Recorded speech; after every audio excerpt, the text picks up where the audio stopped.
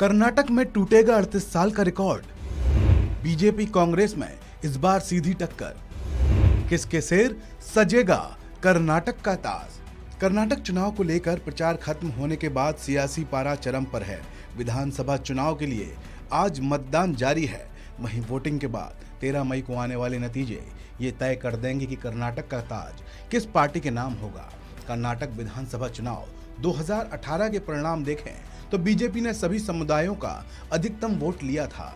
अब इस बार देखना होगा कि क्या बीजेपी अपना इतिहास दोहराएगी या कांग्रेस के आगे मात खाएगी।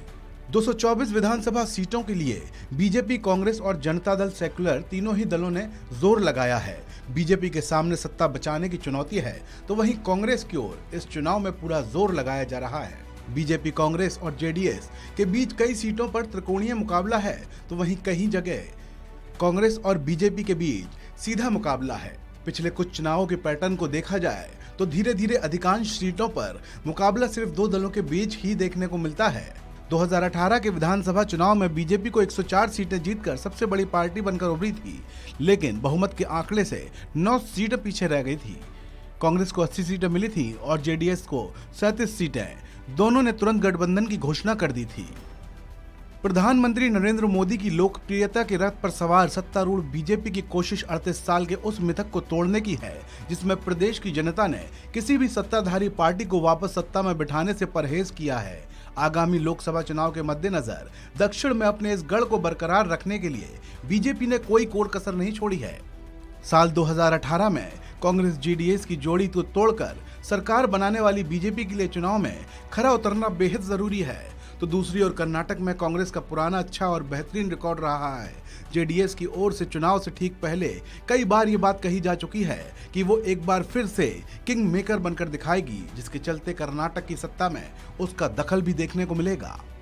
अगर बात 2018 में चुनावी पार्टियों को मिले वोट प्रतिशत की जाए तो बीजेपी को 36.35%, कांग्रेस को 38.14% और जेडीएस को 18.3% वोट मिले थे। नजर अब अगर पिछले 4 चुनावों के नतीजों पर डाली जाए तो 2004 में कांग्रेस को 65 सीटें, बीजेपी को 89 सीटें और जेडीएस को 58 सीटें मिली थी। वहीं 2008 में कांग्रेस को 80 सीटें, बीजेपी को 110 सीटें और जेडीएस को 28 सीटों से संतोष करना पड़ा था। बात करें 2013 की तो यहां फिर कांग्रेस ने बाजी मारते हुए 122 सीटों पर कब्जा हासिल किया था। बीजेपी और जेडीएस को 40-40 सीटें मिली थी। 2018 में कांग्रेस को 80, बीजेपी को 104, जेडीएस को 37 सीटें मिली थी।